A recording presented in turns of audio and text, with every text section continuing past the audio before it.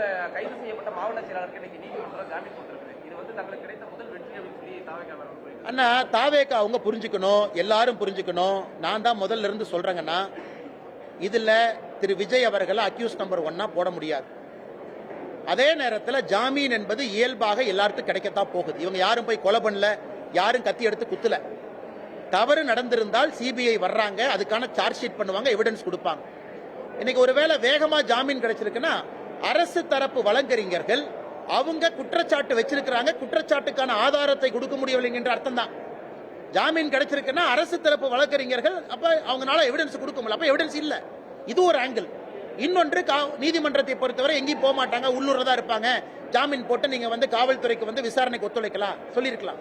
ஆனால் இதை பெரிதுபடுத்துவதை விட இந்த நிகழ்வுக்கு பின்னால் யார் இருந்தார்கள் என்பது முக்கியம். அது சிபிஐ என்கொயரியில முழுமையாக வெளியே வரும் என்கிற நம்பிக்கை எனக்கு இருக்கு.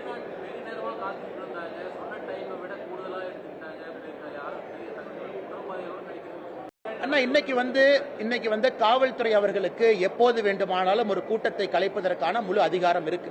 எப்போது வேண்டுமானாலும் உள்ள போய் கூட்டத்தை கட்டுப்படுத்துவதற்கான அதிகாரம் இருக்கு. எப்போது வேண்டுமானாலும் அந்த கூட்டத்திற்கு பேசுறதுக்கு ஒரு தலைவர் வர்றாருன்னா வர முடியாது, வெளியே போங்கன்னு சொல்றதுக்கு அதிகாரம் இருக்கு. அந்த அதிகாரத்தை ஏன் பயன்படுத்தவில்லை என்று கேட்கின்றோம். கேள்வி 1. இரண்டாவது, நீங்க சொல்ற பிரச்சனை நடந்திருக்கலாம், ஆமாம், இல்லை என்று நான் சொல்லல. இன்னைக்கு அதையெல்லாம் நீங்க மறந்துட்டு இவங்க மட்டும்தான் தப்பு பண்ணாங்க, நாங்க தப்பே பண்ணலன்னு சொல்றதுதான் நாங்க கேள்வி கேட்கிறோம். நாங்களும் தவறு செய்திருக்கோம்னு ஒத்துக்குங்க. கட்சி தவறு செய்திருக்கா முதல்ல இருந்து நாங்க சொல்றோம். கட்சி தவறு செய்திருந்தால் நடவடிக்கை எடுங்க. அரசு எங்க மேல எந்த தப்பு இல்ல, நாங்க நிரபராதிகள், எங்கேயும் ஒரு தவறும் அரசு சார்பில் நடக்கலின்னு முதலமைச்சர் அவர்கள் கரூரில் இருந்து சொல்றாங்க. அதைத்தான் திரும்ப திரும்ப சொல்றோம். இல்லை, அரசும் தவறு செய்திருக்கின்றது, உங்க மேல நிறைய தவறு இருக்கு. அதிகமான முக்கியத்துவம் உங்களுக்கு தான், ஏன்னா உங்க கையில தான் அதிகாரம் இருக்கு. அதை மறைத்து விட்டு ஏன் ஒருவர் மீது பழியை போட முயற்சிக்கின்றீர்கள் என்பது எங்களுடைய கேள்வி. எனக்கு தெரியல, சிபிஐ என்கொயரி நடக்கட்டும். நான் எப்பவுமே சொல்றதுன்னா ஆர்கனைசர்ஸ்க்கு ரெஸ்பான்சிபிலிட்டி இருக்கு.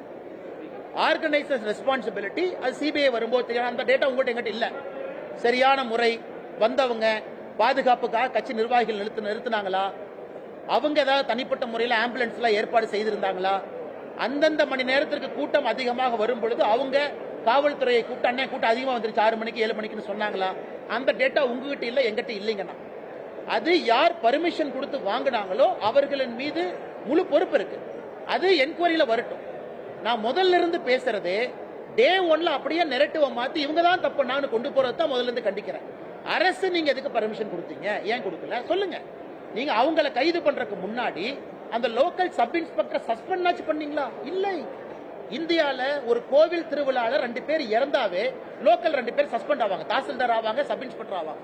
41 பேர் இறந்த பிறகு ஒரு அரசு அதிகாரியும் கூட பொறுப்பில்லைன்னா எப்படி ஏத்துக்க முடியுங்கன்னா?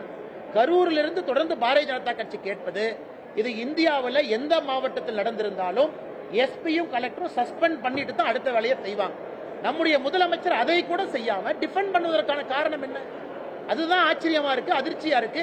ஏன் முதலமைச்சர் ஒருதலை பட்சமா செயல் பண்றாங்க? ஆமாம், அரசு பண்றாங்க, நடவடிக்கை எடுத்து. ஆர்கனைசர் தப்பு, நாங்க நடவடிக்கை எடுக்க நாங்க பாராட்டுறோம். எல்லாமே இல்லாம ஒரு எங்களை பொறுத்தவரை நாங்கள் உரிமை குரலாக கேள்வி கேட்பதை எங்கள் கடமையாக கருதுகின்றோம். பிளே ஸ்டோர் மற்றும் ஆப் ஸ்டோரில் இருந்து பாலிமர் செயலியை QR கோடு மூலம் பதிவிறக்கம் செய்யுங்கள். செய்திகளை உடனுக்குடன் பெறுங்கள்.